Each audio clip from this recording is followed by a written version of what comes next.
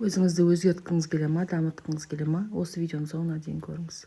Менде де сондай жағдай болды, елдің бәрінен қалып кеткен сияқты, елдің соңында қалып кеткен сияқты, елдің бәрі менен озып кеткен сияқты, күшті өмір сүріп жатқан сияқты, мен ғана бейшара халде жүрген сияқты ощущение болды да менде.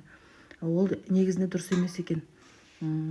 Ол өзіңді іштен күйрету, өзіңе мүмкіндік бермеу сияқты бірдеңе да, сондай өзіңді төмен түсіретін, самооценкаңды төмен түсіретін. Бірақ менде сондай ощущение болды. Сосын мен подкаст қарай бастадым, кітап оқи бастадым. Прямо қатты басыммен кіріп кеттім да, ешқандай анандай адам болады ғой, диетада жүріп, ашығып жүріп, бірден подряд тамақтың бәрін жей беретін ше, андай срыв болады ғой, сондай срыв болған сияқты болды да менде.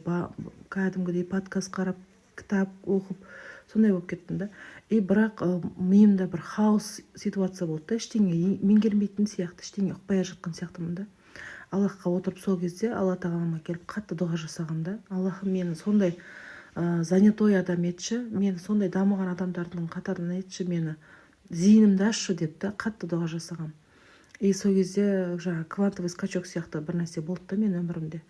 Мен бірден тұрған жерімнен алға қарай ұмтылып кеттім да, қатты Аллахтың қалауымен. Ой санамды соншалықты ашқаны, барлық нәрсені сіңіре бердім ғой. Мен ноутбукты да үйреніп алдым, өмірімде істемеген нәрсеге қарап тұрсаңыз.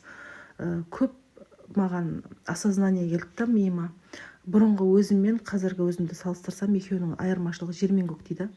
Сол айтайын дегенім, может бір өзін кішкене теряться етіп жүрген адамдар бар шығар, сондай кісілер болса айтар едім сіздерге, жақсылап Аллахқа дұға жасаңыздар. Аллахтың кереметі шексіз.